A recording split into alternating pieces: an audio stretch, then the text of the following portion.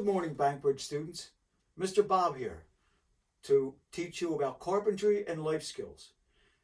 Don't forget, the first thing you do when you walk into a shop is you put on a pair of safety glasses.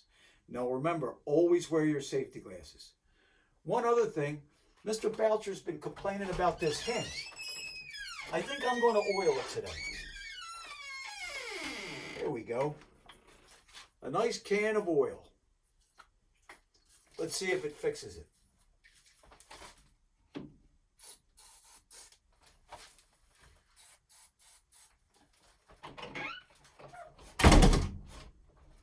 Oh, isn't that better? Works great every time. One more time. Oh, that's much better. There you go, Tom. A little oil will fix anything. All right, students. Last week we talked about hand tools and tool belts. I want to show you, I loaded mine up, and this is everything we talked about. The hammer, the combination square, the chalk line, the pliers, the razor knife, the tape measure, a carpenter's pencil and a sharp pencil, and I forgot last week to talk about a cat's paw, but that's more for rough carpentry. This is what a tool belt looks like, and you always wear it whenever you're on a job. The first thing we're going to make today is a push stick. You need this when you operate the table saw. The second tool is a bench hook. You've seen these in the shop. You've seen the push sticks in the shop. We need these in the shop every day. They're a simple tool and it only takes a few cents worth of material to make. So here we go. I'm going to start. These are all the tools we need to make the push stick and the bench hook. So let's begin.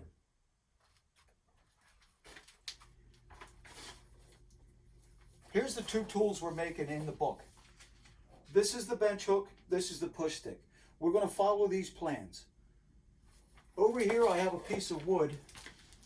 I keep my wood over here because you never know when you're going to need an odd piece of wood, an odd size. So let me look around and find a perfect piece of wood for the push stick. Oh, here it is. This will be perfect. So I'm going to come over here. I have a pencil and I'm going to trace this picture onto this board.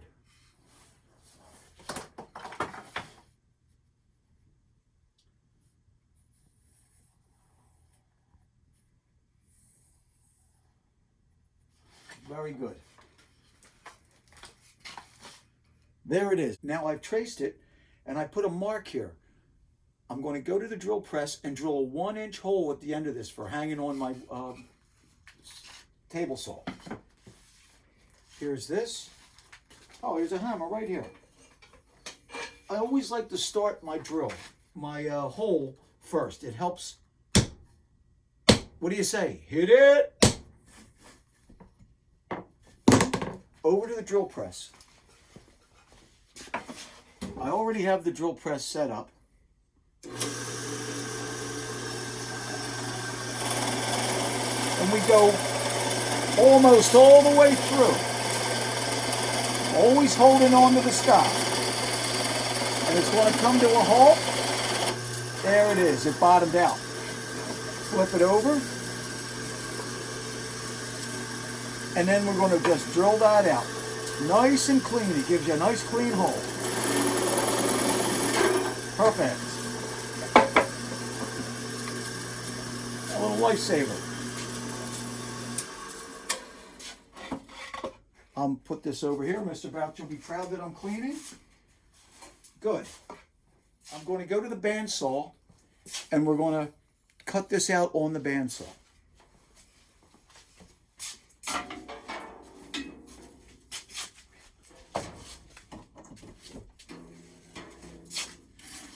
So remember, this is the guard.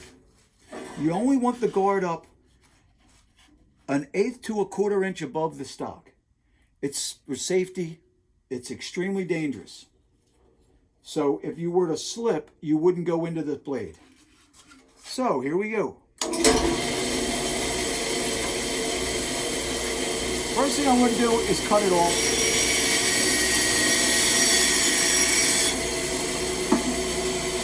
Then I'm going to gradually come onto the line.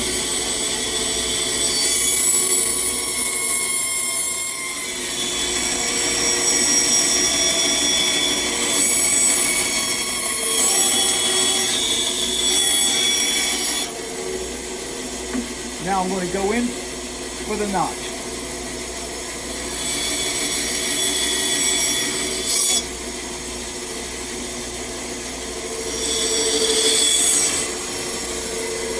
Perfect. Now I'm going to go to the belt sander and I'm going to clean up the rough edges.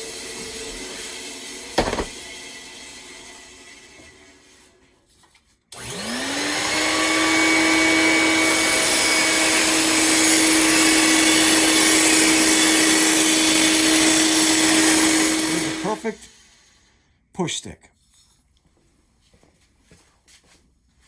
We'll keep that on the sole. There's a spot for it right here. And I'll keep it there until I need it.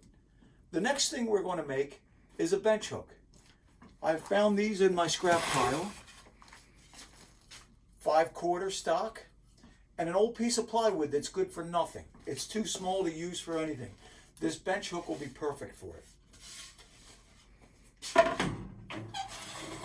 I'm going to trim it down a little bit. Let's see. 10 inches? Oh, I think that'll be perfect. 10 inches. So here we go. I'm going to run the table saw. Whenever you use a table saw, only keep the blade up a little higher than you need it.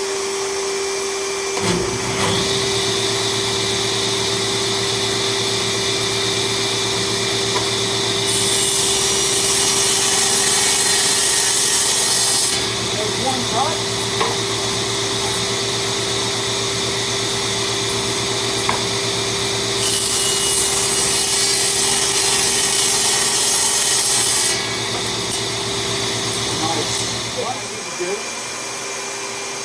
Is to split this board. This board is 3 inches. That's 1.5 inches minus the saw blade.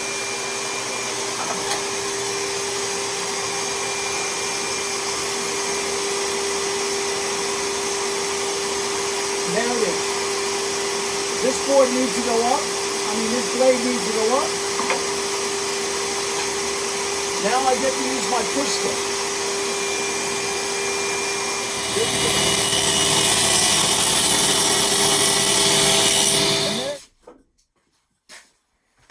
Now we're going to clean up my ends and cut these to length.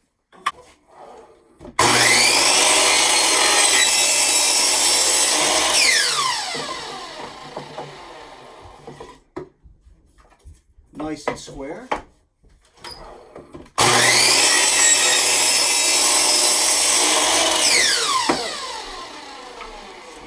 Now we're going to cut these to length.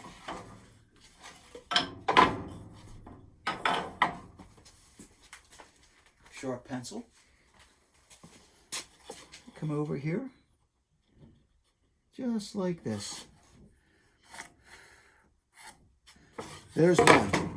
I'm going to cut one first. Nice and clean. I'm going to cut on this side of the line. Come over here. Make sure we're good. And I come over here and I see if there's anything. That's perfect. So here's a couple tricks that I've learned.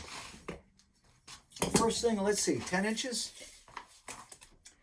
10 inches is 5. So I'm going to do this. If we lay these out together, it'll save time. Here's 5 inches. Okay, 5. And then we're going to come in, I think we're going to come in to 1.25 inches. I think it's good. 1.25 inches, right?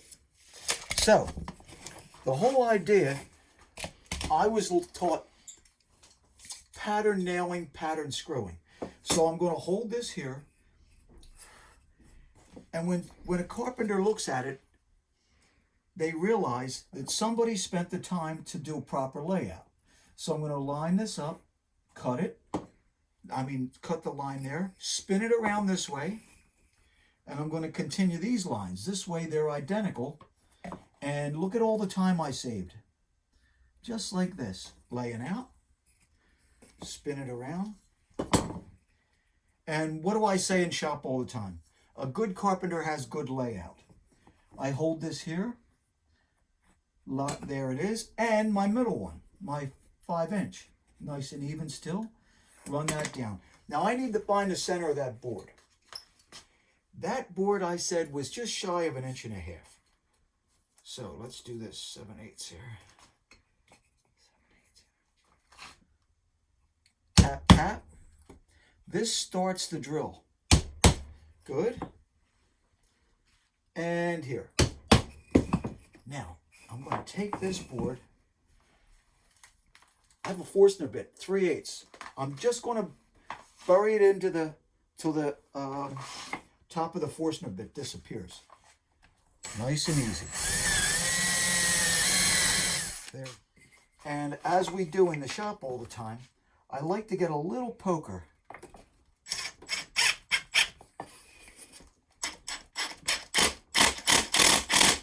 There she is. And that little poker there, that'll keep me from sliding all over when I put the glue down.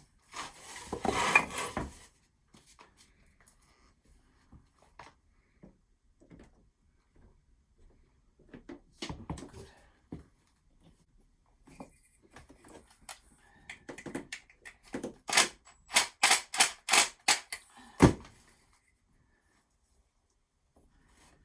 Nice and even.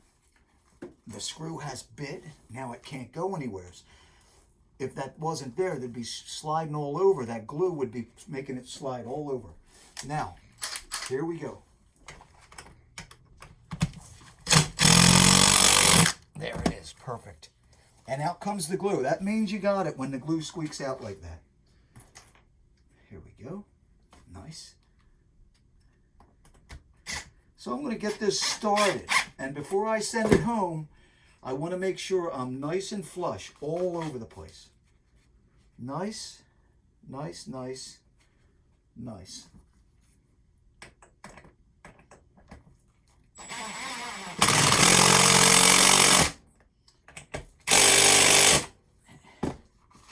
Last one. Come on. Nice and even. There it is. Good. Here goes the glue. Nice and clean. Ship it up. Ship shape. Now, there is 2 ways to fill these holes.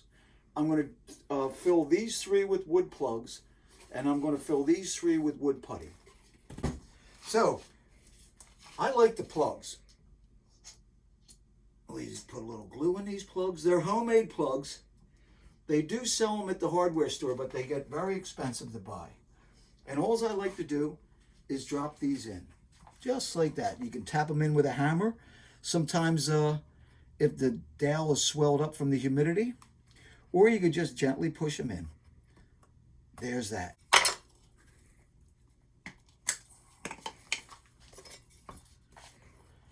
Scoop up a little putty.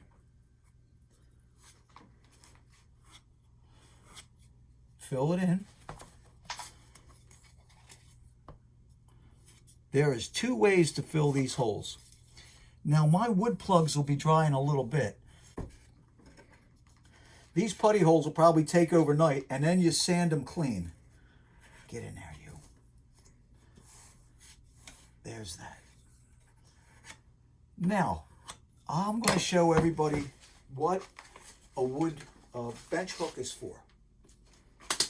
Sometimes on the job, a little baby bench hook. Sometimes on the job, you don't need to drag all these big tools with you. Sometimes all you have to do is go over and cut a couple pieces of wood. I'll show you.